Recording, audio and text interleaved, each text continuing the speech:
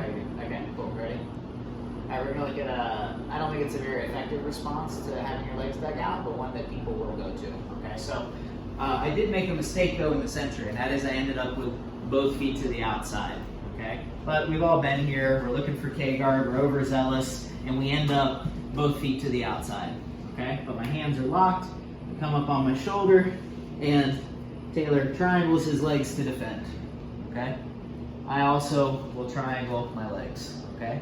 A couple things can happen from here. If Taylor triangles his legs the wrong way, I can immediately attack a toe hold. But we'll assume he triangles them the more correct way. But this is just like kind of hand fighting in a leg lock, right? This won't really get him out of trouble. He's going to rely on the triangle to slow me down. So I'm going to come elbow deep, and my right hand's going to blade inside, right? Even with his back heel, it's actually, see I use my knees to cut the angle, it's actually very hard for him to stop me from getting into this foot, right? From here, I'm going to attack the toe hold, not because I think it's going to work, but because I want him to extend his leg. So when I attack the toe hold, he extends his leg. As we fall to this side, C grip on top of the foot, and I look for a pretty traditional knee bar finish. But Taylor is able to point his toes to the ceiling, okay? Hand's going to pummel out.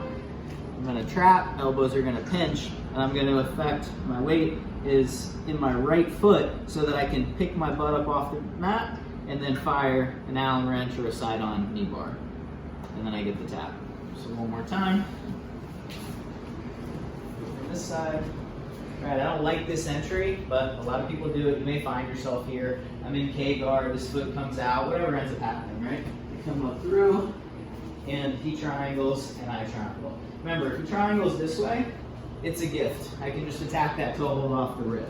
But if he triangles the less dingus way, right? I'm gonna come elbow deep and right hand. If I'm having trouble, I'm just gonna take my knees and my hips, and I'm just gonna further expose his heel. And now I can come inside. And it's actually, when I chop with my left forearm towards me, it's actually back heel hard. It's actually very hard for him to stop me from extracting this foot. Now, see all the space in my figure four? This is not a super real toe hold, right? But I just need to attack enough that he extends. Watch my hips and my knees change. I swim, and I come over the top, C gripping, and look for a traditional figure four finish. He's able to resist by pointing his toes and knees to the ceiling.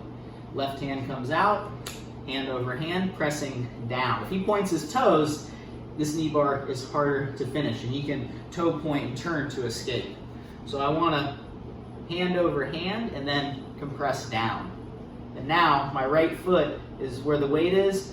My hips are going to come up off the mat, and with my knees pinching, I fire my hips. I don't flare and actually run out of juice right at the end. Knees pinch, bridge.